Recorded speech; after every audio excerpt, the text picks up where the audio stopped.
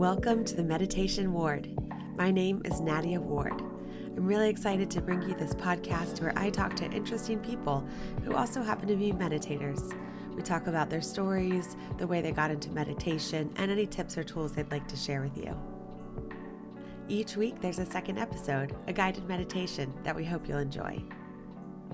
If you would like to start your own meditation practice, we would love you to check out our course, Exploring Meditation, a 7-week course designed by me, Nadia. Each week you learn new tips and tools and how to create your own personal meditation practice that works for you. Follow us at The Meditation Ward on Instagram or go to the website, themeditationward.com. Sign up for our emails and check out our courses.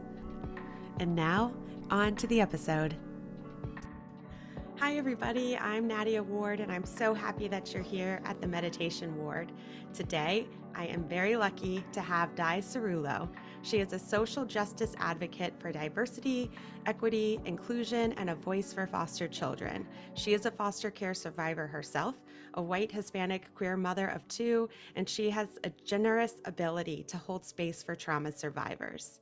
Di also uses meditation alongside therapy to help her with her ADHD and her own healing.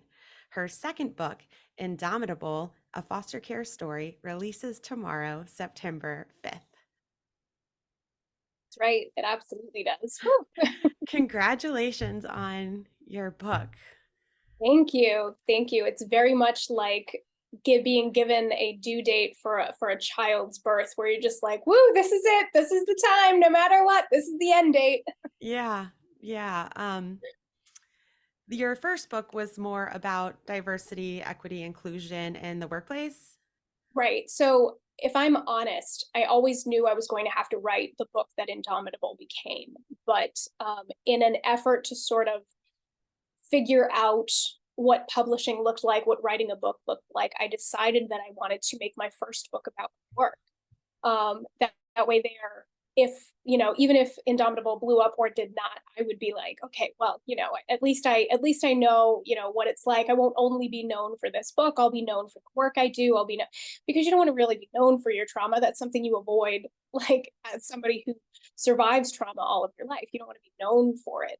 So I decided that I was going to do a book on my work first. And then immediately everybody who knew me was like, this was not the book you were supposed to write. Where is the other book? And it was just so much like, again, That's pretty rude. yeah, no, I keep really honest friends in my circle because I need that, I need it.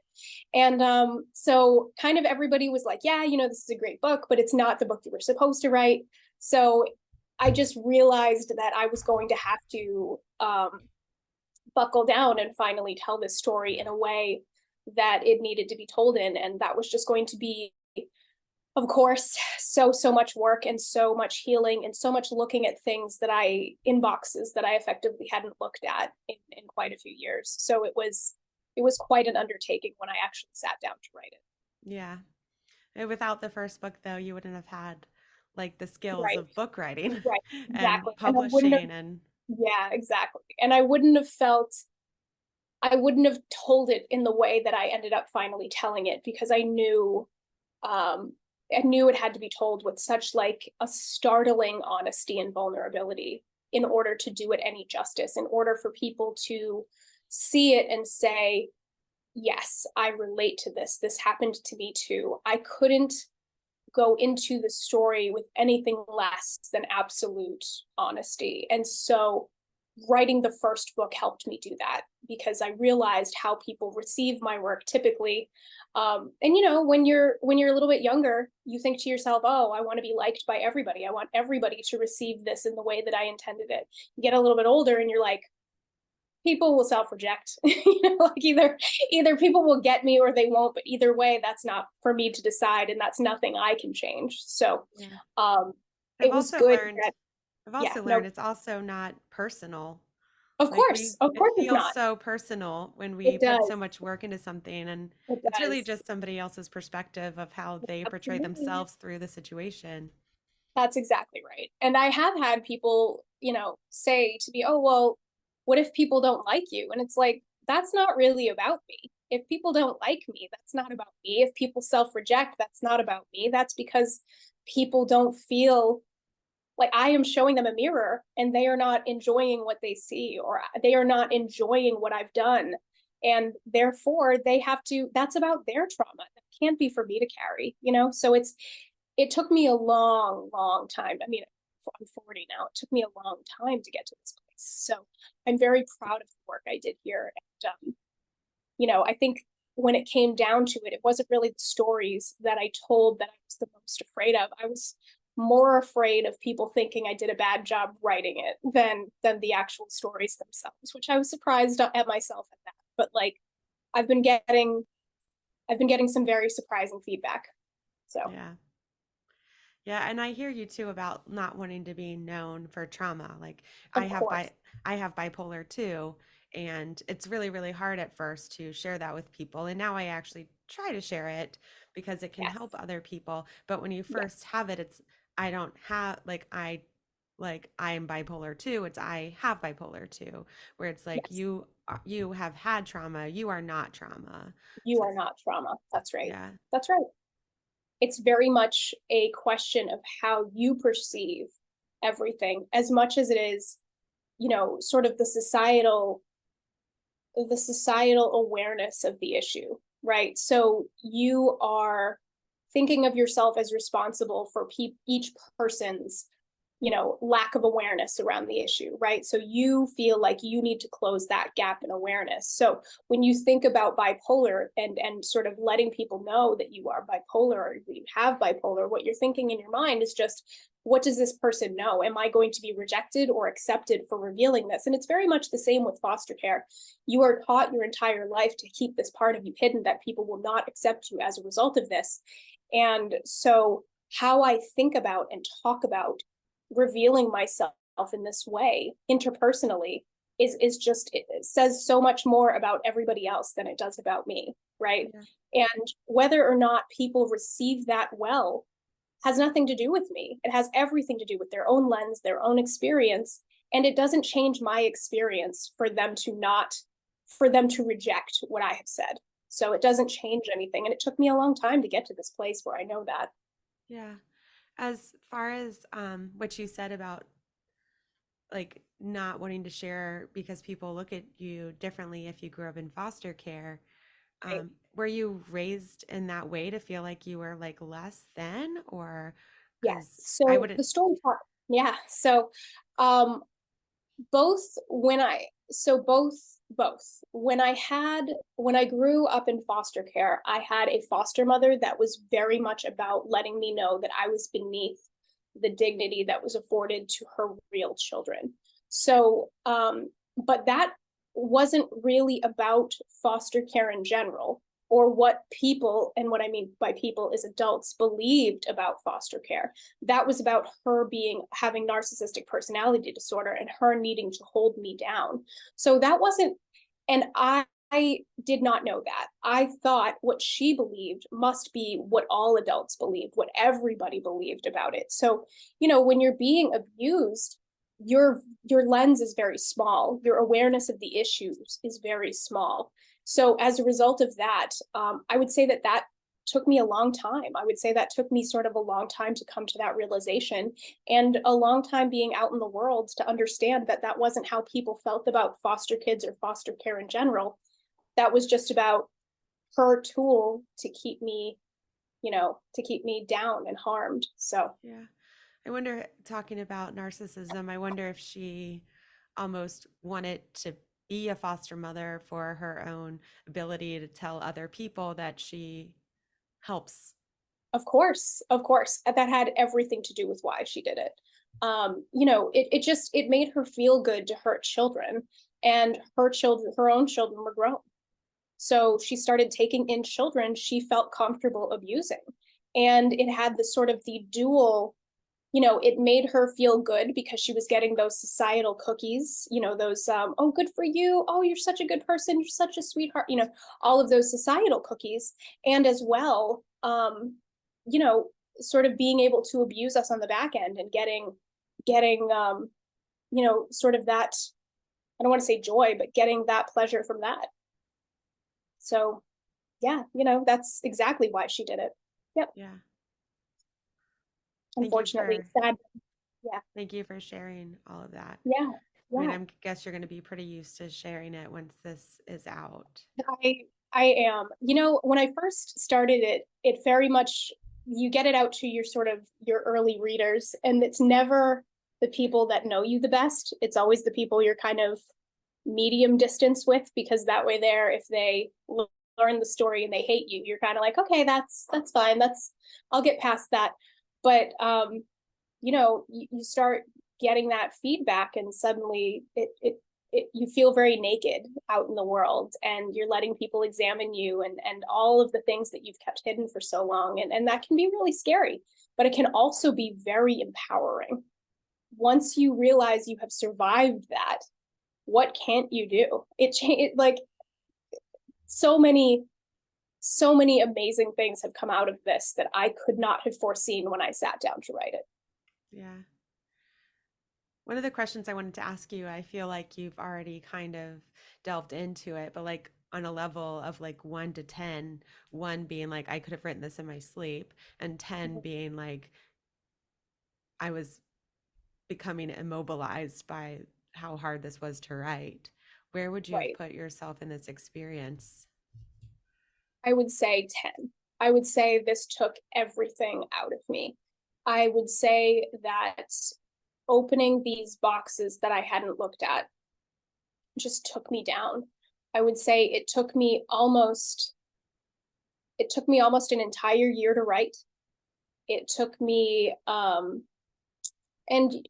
I'm at that point, I am exhausted every day. So I am not myself. I'm not able to go out with my friends. I'm not able to, and I'm already kind of an introvert, but we had just rolled out of the pandemic, and I wasn't able to go back to life because I was writing this book.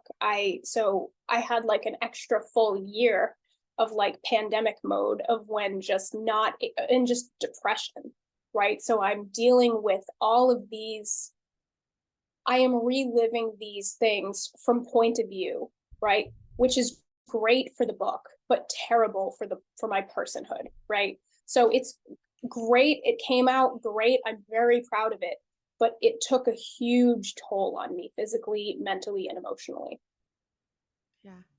I mean, of course it did. It would have to, right? If you did anything worthwhile, it would have to. Yeah. So it did. Otherwise, it would be an empty book Right. that people couldn't connect to. Exactly. It wouldn't have been worthwhile at all if it just was easy to write. Like, Yeah. my first book was easy to write because I wasn't talking about me. I was talking about my work. I was talking about sort of the work itself, what the value system were, what all of sort of the, I was teaching. I wasn't feeling. This was an entirely different experience. Yeah. So yes. I've heard before, and I don't know any stats about it, but that foster children are more likely to be homeless or have drug addictions because once they turn 18, there's not really any resources offered to Right. them. What was that Right. experience like for you? So I do talk about it in the book, but once I aged out of foster care, I was homeless. So I didn't have sort of any resources anymore. And my foster mother was very keen to make sure she had removed any sort of system of family or system of anything that I could lean on, because she was very interested in sort of throwing me away without any social consequences. So she had sort of been telling stories to anyone who would listen about why I wasn't around anymore and why I was never to be spoken of again. And that's really very common when you deal with narcissists. So I didn't know that at the time, obviously, but so I blamed myself, like you do. But yes, that is incredibly common when we age out of foster care. Typically, we don't have anywhere to go. We don't have any social systems. We don't have any, a lot of us, once we age out of foster care, we'll find ourselves back in state care through the criminal justice system within 4 years. A lot of us turn to drugs. A lot of us are very easily preyed upon by predators who are looking to any number of very bad things. that I could not possibly enumerate here in the time. So Yeah. yeah. And you were Yeah, in Massachusetts at the time. that's right. I am back in Massachusetts. I live here now. And as an adult, as a child, when I left Massachusetts, I said I would never come back here because my memories of it um, were so tainted by how I had grown up, right? Now, when I aged out of foster care, I moved to Atlanta and I lived there for about 10 years, and it was really great. It was a great place to sort of rebuild my life. And that gave me so much more opportunity to grow. So once I sort of put myself through college and decided on the person I was going to be, it was easier to move back to Massachusetts and say, I am going to help my community do better. I am going to come back to the place where I was hurt and do better for the kids who are here now, rather than just leaving and abandoning and saying, well, that's their problem now. I have decided that I'm strong enough to come back and help with the fight here. So Yeah. Massachusetts is a great place when you're thinking about places where you want to make change. Why? So Why why do you mean that? we're Massachusetts. So Massachusetts we are very interested in having really good social programs. And that is a place where you want people who care about the effectiveness of their social programs when you're thinking about an institution like foster care. Because when I was in Atlanta, and this is not a slight at Atlanta at all, when I was living in Atlanta, I thought I had seen everything there was to see, every horrible thing, having lived in Massachusetts and in the Massachusetts foster care system. But while I was in Atlanta, I did an internship for the foster care system in Atlanta, thinking that would be a way that I gave back, and realizing that with the amount of poverty being so much higher, there was just no bottom when it came to the horrors that children could experience. And while I had thought I had seen everything, it turned out that I very much had not. So I needed a place that would be comfortable with the type of change I was asking people to make, rather than people who looked at me and said, well, welfare queens, and whatever the narrative is that makes people feel comfortable with not looking at a foster system that is failing all the children. So And then do parents get money per foster child that's that they're right. Foster helping? parents. Yep, that's right. Foster parents get money per foster child. And one of the interesting things about that is not only are they getting money per foster child, they're also getting more money if that child has been through more trauma. So the more trauma that child has gone through, and or the more medical issues that child has, the more money the foster parent gets, which is how I was diagnosed with ADHD so early, as opposed to other women and girls specifically who are misdiagnosed and undiagnosed for so much longer into their adulthood when we're talking about neurodiversity. It's much more a common experience that women and girls are finding out now that they're neurodivergent as adults, as opposed to me, who knew very early on as a result of Massachusetts testing. So Yeah. I have a dear friend of mine who used to be a teacher in um, like underprivileged areas in Richmond mhm. and other in Ohio too, I think. But she said that parents would come to her with foster children asking if they could diagnose their child Yes, because they get more money. And she's like, I'm not able to diagnose yeah, anyone with anything. But that's a that real was a thing. common thing. Even if it wasn't a complete true diagnosis, they would fight for it. That's exactly right. Yep, Yeah. that's exactly true. And it's incredibly sad, and it's a very under it's an unknown sort of fact of the foster care experience, because I have had a lot of people come back to me and be like, well, it's not that much money, and it's like, well, it's, you know enough. It's enough steady money that sometimes people get into it for very much the wrong reasons. And sometimes people who just like to hurt children see that as a benefit. So, you know, unfortunately, the system is very underfunded, and thus very can be just rife with abusers and abuses to the system. So not what we would want as adults paying taxes into that system at all. Yeah. So When you mentioned like welfare queens, that's what kind of sparked all that, because it's like, if you of know you're course, getting this money but you're also sending your children to school without food. And I know during COVID it was a lot like, schools were offering meals to children if they could still get to school, because that for a lot of kids is the only meal that they'll get, but parents yes, sometimes won't even get them there to get their food. And that's right. um, That's right. so yeah. Yep. A lot of states are, and Massachusetts is one of them, I think Michigan was another, have made at least 2 meals per day per student free for the foreseeable future. So that program that started with COVID, Massachusetts has decided to extend indefinitely. I'm not sure what the program, guidelines are for Michigan, but I know that here in my home state, that's something that we are carrying forward because children should always eat. There are no conditions of someone being a child that are okay for them to go hungry in. So I Yeah. think that that's a very good basis for a very good base to start at. No children should be hungry for any reason at all, Yeah. you know. Especially in a country that has resources. Absolutely, especially in a country that likes to flaunt itself as, the best place in the world, the richest country in the world, all of those things. That wasn't my experience. If there are any children that are going hungry in the richest country in the world, we should all be embarrassed and ashamed of that. So, Yeah.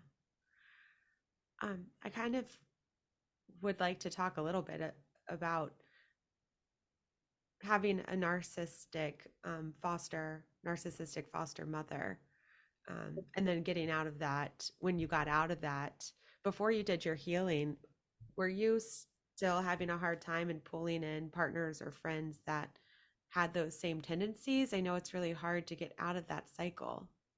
it absolutely is. So that's one of the things that is very common for all of us trauma survivors is one of the first relationships we have where we feel like we are escaping bad families or bad homes, pot to the frying pan in a lot of cases. And that's an incredibly common experience because we are not necessarily attracting toxic relationships, but we are comfortable in them, and you will attract the relationship that you are the most comfortable in. You will stay in the relationship you are the most comfortable in.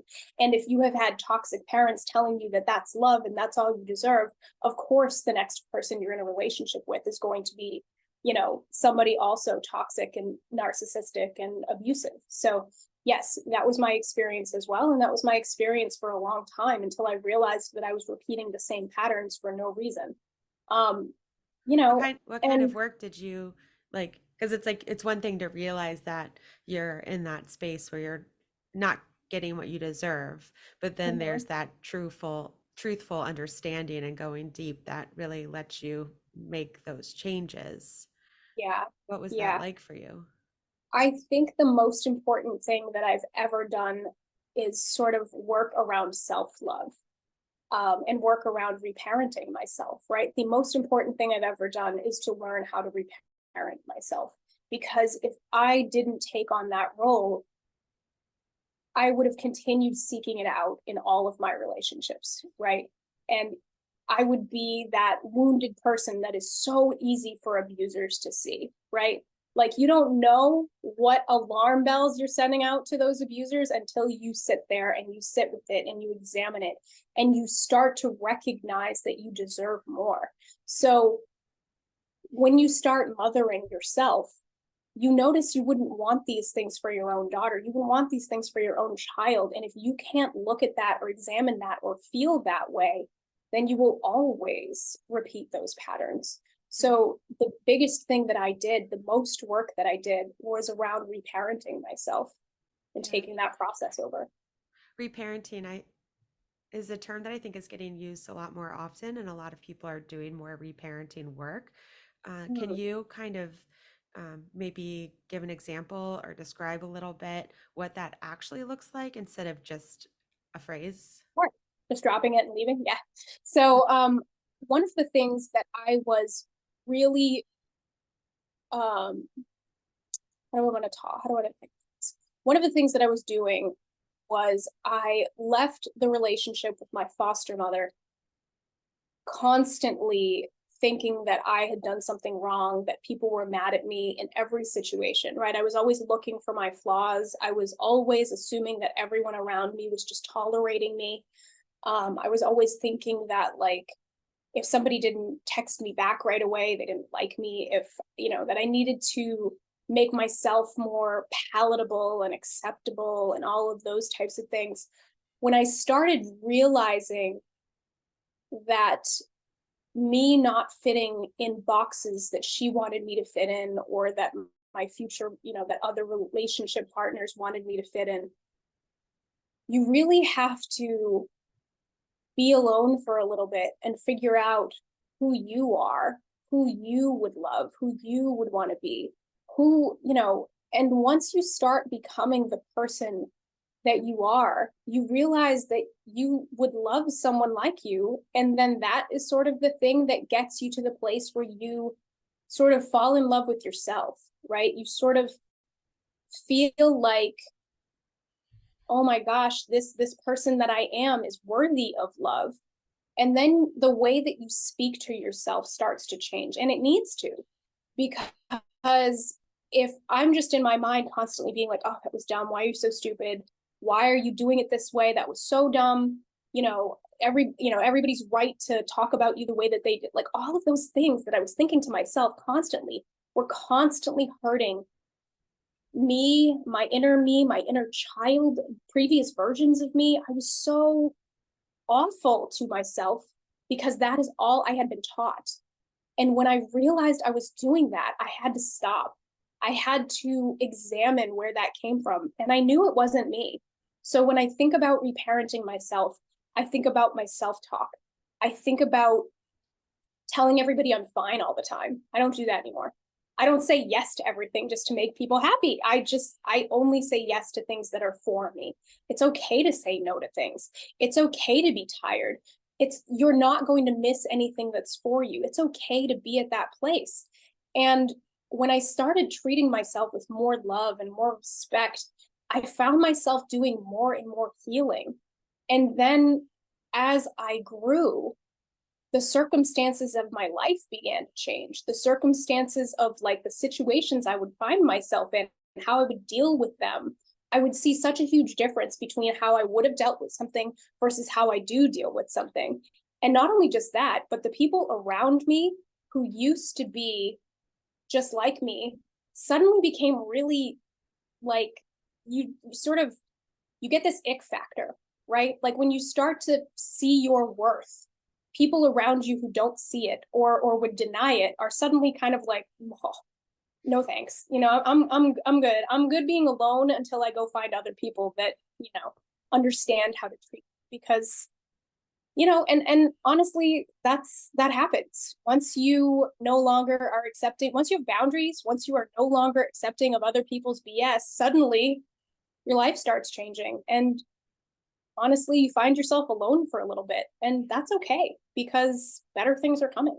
So reparenting, to answer your question in the longest way possible, apparently, is No, it's about loving yourself, honoring yourself, treating yourself better, feeding yourself, drinking your water, getting your exercise, knowing that you are living in an organic body, and treating your mind better. And that's about your self-talk. That's about your mental health, and not overworking not working yourself into the grave so that everybody's happy, because anybody that would need you to change for them to like you, you don't need them anyway, because they are not going to like you regardless. They're just going to keep moving the goalpost.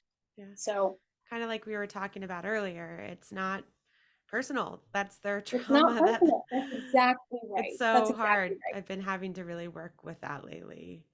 Yeah. And that's a long journey. That's a long journey, unless you get big tips from people that come into your life and are just like, hey, Don't talk to yourself like that. Don't talk about yourself like that. You know, and parenting you again, you'll keep seeking that out no matter what. Like one of my first boyfriends, I was constantly allowing him to treat me like crap. I let his parents treat me like crap. And I was just like, yeah, totally. I will earn my place here. Like, and of course that never happens. Of course it doesn't, because that's not where it comes from. It doesn't come from outside because they don't have it themselves. They don't have it to give. So it's just, it takes forever to get here, but it's important to know that that's where you're going.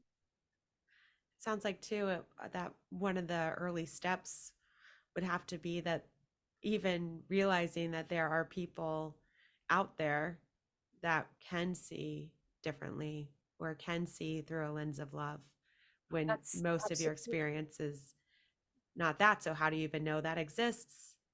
right. Right. And it depends, because you need to be able to see, red flags as red flags, right? So if I were to say to somebody, yeah, I work on trauma healing, or that's always a thing. Very easy way to tell. If you say trauma and healing to somebody and they go, oh, everybody thinks it's like the word of the year is trauma, immediately X that person out of your life. There is no reason forever to talk to that person, because forever that person, or second one, I turned out fine. Anytime you hear I turned out fine and it's somebody advocating for child abuse, they didn't turn out fine. Like it's mind blowing to me, because of course that was always the thing that I would hear. Like, oh, everybody talks about trauma. Oh, get over it. I got over it. I turned out fine. And it's like, are you advocating for abuse here, or are you because did you turn out fine, or are you in a toxic relationship? Did you turn out fine, or do you have money trauma? Did you turn out fine, or are you in codependent relationships? So those are, you need to be able to see red flags for what they are, instead of constantly saying, oh, well, this person, I care about them though. I love them and, they love me. They don't. Some people are just incapable of love, and that has nothing to do with you. If they don't love themselves, if they don't love their children, if they're harming their children, I mean, you have to be able to be honest with, what you're looking at. And that's hard. That's hard.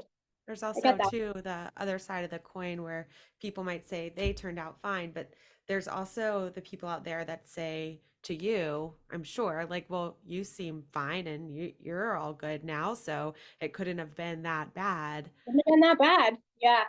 Yeah, I did. I used to get that. It couldn't have been that bad. And that's interesting too, because it's very much, again, part of the same coin to I turned out fine.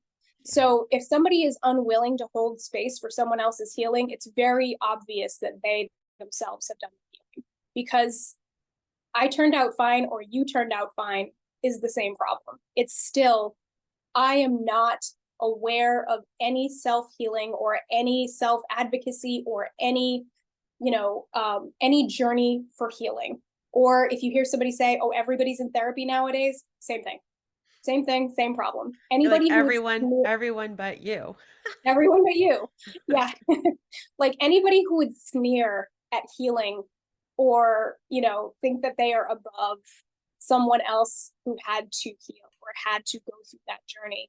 I've never had, healed people tell me, try to be mean to me or try to tear me down or try to hurt me by finding out that I have gone through this. I've never had that happen. Healed people don't go around trying to hurt other people. That's not a thing. So if you have people like that, those are not people that you need in your life. Those are people who are just absolutely trying to keep you in the crab bucket. So just to get off on a tangent here. It's conversations equal tangents. Yeah. Oh my God. My friends call them my diatribes. So there you go. I know, right? Yeah. Looking back at, lower school, middle school, all the schools that you went through, like looking back at it, do you see any glimmers of people that saw you? Like maybe at the moment you didn't, but yes, no, I did. I did in the moment. And I talk about it in the book as well. So while there were certainly abusers in the schools, including teachers. And I think that if we're all honest, we all had that experience where we knew teachers who were doing shady stuff in our own school systems. That when we look back on it now, we know as sort of healed or healing adults that that was not in any way okay. But there were also definitely glimmers of hope for me. Like, I had people who saw me and saw what I was going through and knew that they couldn't change that for me, but wanted to offer that validation to me anyway. Like, I talk about my philosophy teacher, Dan Camilli, in my book, and I say that he saw what I was going through to the extent that he knew about it. He wanted me to know that I was going to survive this. He was very clear that he expected me to graduate. And he took time out of his life and time out of his day to offer me books that I might sort of relate to and that talk about like sort of overcoming things. And he just very much saw me in that moment. And so I thank him in my book. And he wanted to pick his own dad name. He said he wanted to be Mr. Incognito. I thought that was very funny. So, I definitely throughout the story saw places where people just saw me and saw that I was a child and recognized that that had its own inherent value and treated me that way. Yeah. Like hands reaching down, just that's right. pull you That's up right. and forward through Absolutely. it all. That's right. That's absolutely right. And I had people all the way in every story I tell in the book, I talk about someone who saw me, which let me know that I was okay, that I was a person. And honestly, it made all the difference. So yes, that did happen all the way throughout. And that's why I think one of the takeaways of the book can definitely be, you don't have to put someone who's hurting on your back and carry them up the mountain, but you can see where they are and acknowledge where they are, especially a child, just for one instant. And it matters. It matters to us. It matters to be seen. It matters to be understood. It matters to be heard in a way that lets you know that you aren't alone, that you aren't just on a planet where everybody's in their own silo. It matters. Yeah.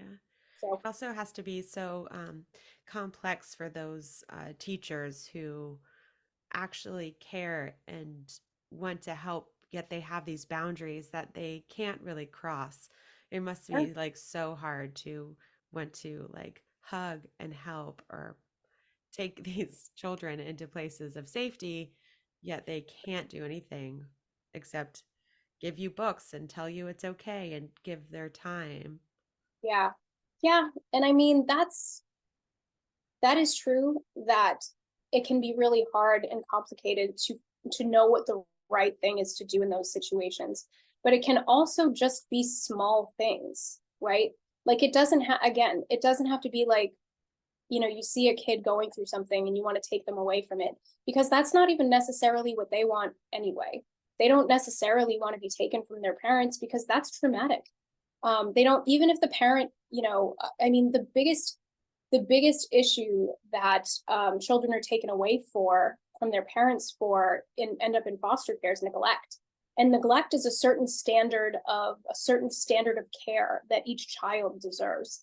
Now, does it mean that their parents don't love them in all of those situations? No.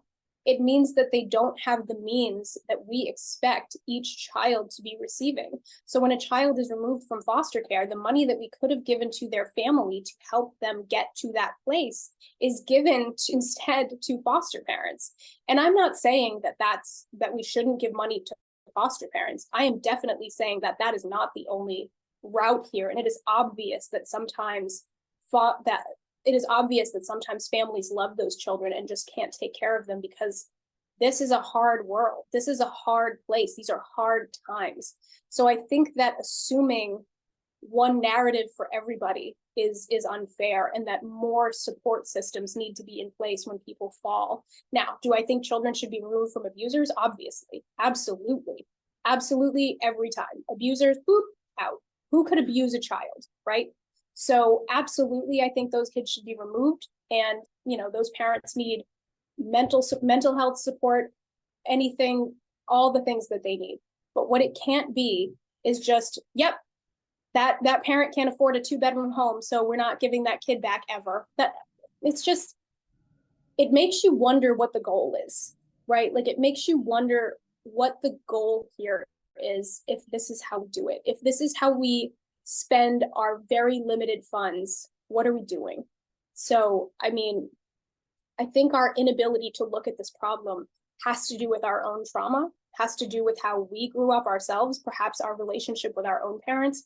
So I think our inability to look at this has a lot to do with sort of those big systems, too big to do anything about, and our inability to look at our own traumas. So, there are a lot of things that we could fix in the foster care system.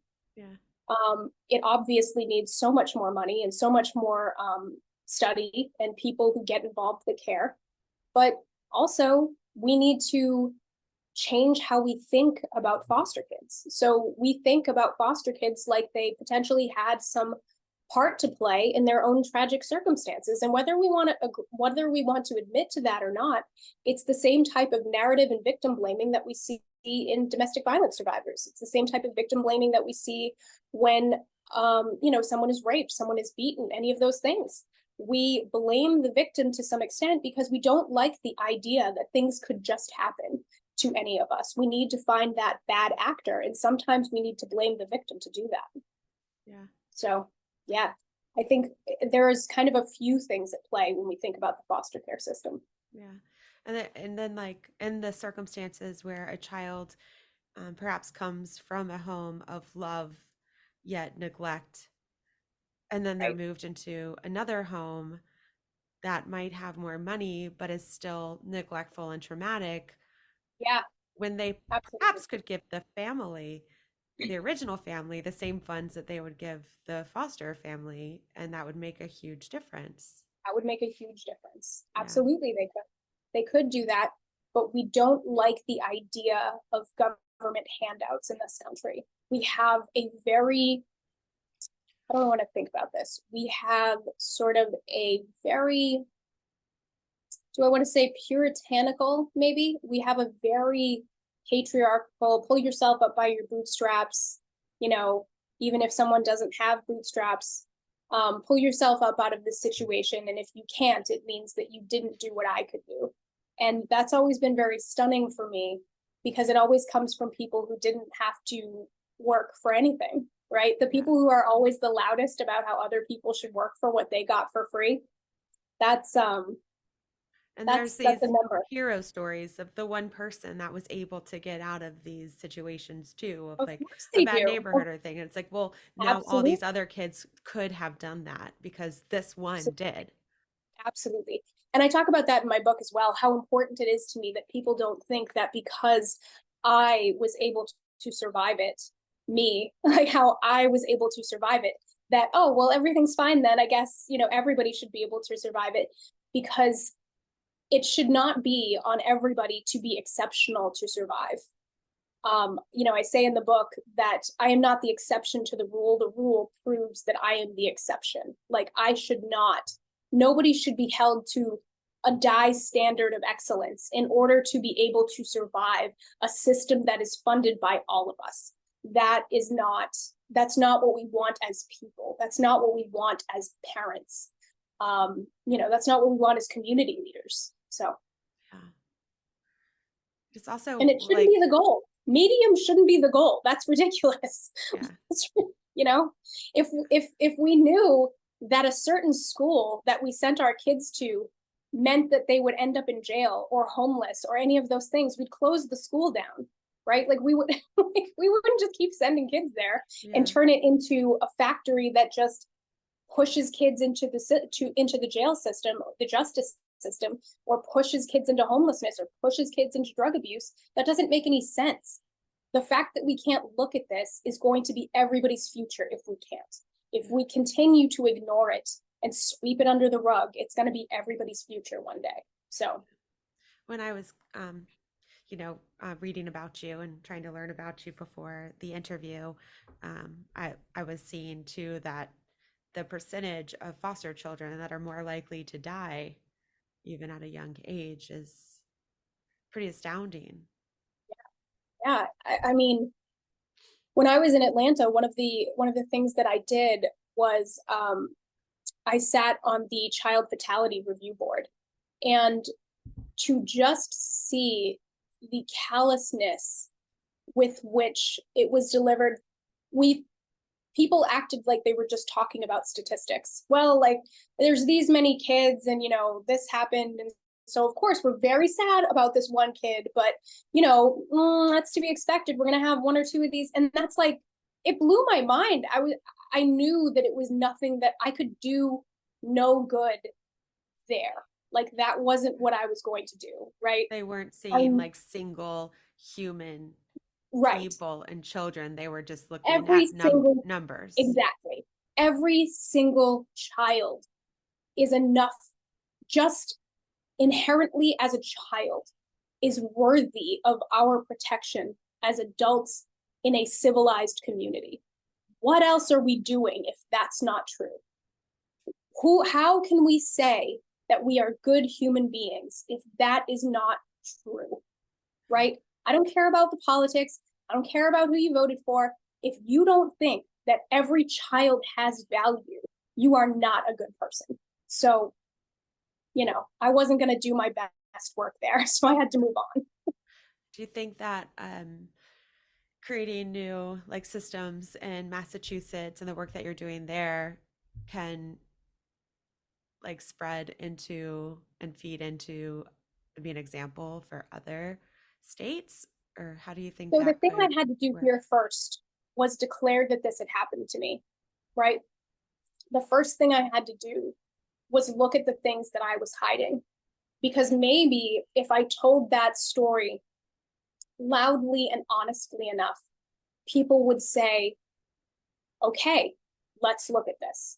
And what's happening, and that's what I wanted to happen. But what happened instead was people who had read the story came back to me directly and said, Di, this happened to me too. And these weren't foster kids. These were just, air quotes, regular people, normal people, people who grew up with their parents, who had dealt with similar or absolutely the same situations that I had overcome in my life. And it was important to me because I realized that so many of us were being held in place by these same or similar traumas that we all felt that we experienced individually, that left us feeling ashamed and unable to move forward because we thought it only happened to us. So while I thought my job was to loudly and proudly be out with this story, and to some extent it is just as important to recognize and hold space for the fact that these were not my traumas alone, right? So that is one of the things that I am finding to be the most meaningful about the work that I have done. So as a result of that awareness, I spend time in my community schools. I volunteer as a, volunteer librarian. I am starting a writing club in my local elementary school because it's important for kids to feel seen in the moment. I cannot even tell you how much money I put into the last Scholastic book fair that all the kids were at, because like some kids just didn't have any money to buy books, and I was like, the F they don't. I'm like, we are absolutely. And I'm at a great school where they make sure that each kid has enough money for a book, where each kid is allowed to have free breakfast, free lunch. How we think about our kids in our communities matters. And so that's what I'm doing. And maybe it means nothing, maybe it means everything, but it lets me sleep at night, and that's what I need. I need to be able to be a voice in this community that lets other people know how we can deal with this. Um, And and while also I know I too, said, yeah, even if you said even if it doesn't make like a difference, it's like you know what it feels like personally to have that hand reach out and be seen. right, And even if that happens for one kid, or in your case, hopefully 100 or that's more right. that you can touch, it's like there is someone that saw. That's right. what they I were saw a going little through. kid who couldn't afford to buy a book, and he started to cry, and I stopped him and I said, "How much is the book?" And he said, "It's $6." And I said, "Oh, buddy, I've got $6." And so I bought him the book, and he was first grade. He turned around and he thanked me. He goes, "Thank you for helping me."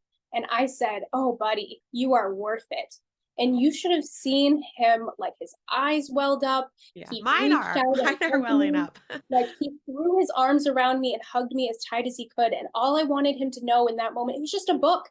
It was $6. Yeah. Who doesn't have, like, you know what I mean? Who doesn't have just that tiny, tiny, who doesn't have time to tell a child they're worth it? What are you doing that's so important, right? Like, what am I if not able to see every child who crosses my path and letting them know that I see them? Like, what are we doing? What are any of us doing that's more valuable than that? So I take this work and all of my volunteering and all of the work I put into my community really seriously because I know it matters. So Yeah. Thank you. yeah, of course, children matter. And I think that I think when we think that they don't matter, it has more to do with how we feel like maybe we were treated as children. So I think the biggest thing we can do is heal our child selves, Yeah. you know? Of Yeah. Thank you for your bravery. And there's so course. many things that you've had to put yourself out there, even being a queer woman, or, Mm, it's like you've had to put yourself out there over and over and over. Just, yes, but that bravery has been met in all of these communities with people with their arms out. I haven't been, and that's been helping to make me more and more myself because I reach out and I say, "This is me," and people say, "Perfect." And I'm like, "Great, let's roll." yeah. Like, I Yeah. don't need people to, like, be out there waving a flag. That doesn't help anybody. Like, if somebody just says, "Cool, I see you. What do you think we should do next?" And it's like, Yeah. "Great." Like, that's perfect. That's enough. And that has been my experience with people, and that has been my experience with communities. And as long as I can keep doing that, I'm going to keep trying. So, Yeah. And then also, it's like, yes, you've been received well in these circumstances, and great. it was really freaking hard. Of course it was. Of Yeah. course it was hard. But the hard makes it great, right? Like, Yeah. the fact that I think the hard makes it great. I think sometimes the work that you do, especially with children, as hard as it is, as exhausting as it is, I think you can feel how much it matters almost instantly. And that's a kind of work that you can't really get anywhere else. And the same is true of DEI. You can sort of see people realizing it right away, and that keeps you going. It's very thankless work in general, but the fact that people can have sort of a moment of recognition or someone in their lives that they are immediately thinking of that they could, you know, become more accepting of or more helpful to. Where else can you do that? Where else can you get that instant gratification of knowing you changed somebody for the better? Yeah. Heck if I know. I guess that's why I'm here. Yeah. Um, interestingly, this is a show about meditation. So maybe Yes. I'd love to take a No. second to check in with you about Yes. the practice that you have, what it started like, and how it has helped or served you. Yeah. So I think living a self-aware life is all meditation, right? So I think if you are checking in with yourself, if you are being honest with yourself, if you are saying no to things that aren't for you, all of those things are part of your life practice. All of those things are part of your meditation. It's not just the best kind of meditation is the one you use. That's the best method of meditation, right? So, I mean, I know people who meditate while exercising. I know people who meditate while reading. I know, you know what I mean? It's really just about the intentionality you live your life with. And so I think meditation is so much more than just sitting still with our eyes closed and breathing deeply. So the way I heal myself was very meditation focused because it was very wrapped around how I live intentionally, right? So when I need to, because of ADHD, quiet my mind, or when I need to quiet my heart because of anxiety and trauma, I do turn to meditation because I am the only medicine I need, right? Like I am the only healer that can heal what I have within me. Any anxieties or hurts I have within me, it can only come from me. Because, we'll spend our lives out there looking for that.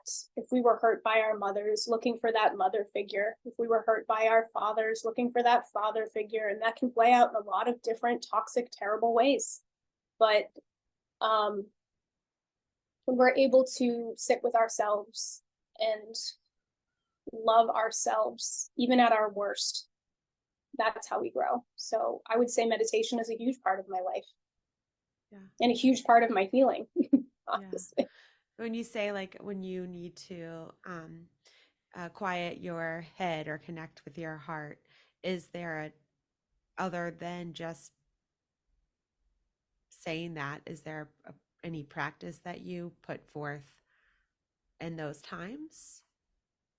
So when we think about sort of the rambunctiousness of ADHD and needing to quiet a mind, I would guess sometimes that can be excited mind chatter, and I will need to, center down and, okay, I'm all over the place here. I need to find that one thing because I'm not one thing to focus on, because darting around my brain, you know what I mean?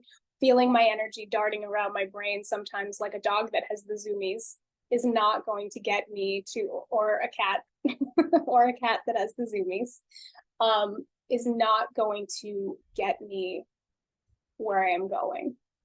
And sometimes in my heart, I can just, and like, I will get this pit of my stomach and my heart will start to race. And I will know that that is just that trauma anxiety, right? So when I feel that, I will just put my feet on the floor, or I'll go outside barefooted, feel the grass beneath my feet. I will breathe deeply, and I'm like, okay, I am connected to the world. I am okay. Everything can fall apart, and this is still the same. I mean, or I'll play with my children. Everything can fall apart, and I'm still their mother. I'm still part of my family. I'm still me. I'm still this. So I think that sometimes just the easiest is sometimes the best. Sometimes the easiest way of quieting ourselves and centering ourselves sometimes has the best outcomes. So you don't have to get like a whole, you have to get, I know you can see all my plants behind me and everything, but like, you don't have to have a whole room dedicated to meditation, or, I happen to, but I'm very right, lucky to have that space. Of course, you can, but you don't have to, right. to be, doing meditation the right way. Meditation, much like spirituality, is just what you make it. I think a lot of times that perfectionism, or that drive to perfectionism that is sometimes born of trauma, can really keep us from doing the things that we might need to heal ourselves. And I think that that's the thing I constantly try to remind people when we think about spirituality or any kind of religion, is just the way you do it is fine. The way you do it is great. As long as you are doing it, you will get better. The practice of it, that's why we call it a practice. You're going to get better. You're going to keep doing it. You're going, like, don't self-reject, so even like you're saying, like, I am worth being loved. I am worthy of love. I am worthy of respect. I am this person. I'm who I say I am. I'm who I wanted to be. My child self would love me today. I am exactly the adult I needed when I was a child. All of those deep knowings have, even, you can hear it in my speech, have a calming effect on me physically and emotionally. and mentally. So, Yeah. I mean, the way that I think about how I love myself has led me to a lot of healing, and has really changed the way I am as a member of the community and as a parent. So, because my kids are ADHD as well, because it travels in families. Yeah. So, anyway, yes, you don't have to be a master to be a practitioner. So, and that's true of everything, by the way. That's true of everything. Nothing requires that level of perfectionism anymore. I Yeah. mean, people used to gatekeep around stuff, but God, not today. They're still doing it today. It's for other reasons. Right. Narcissism. Yes, exactly. Ding, narcissism.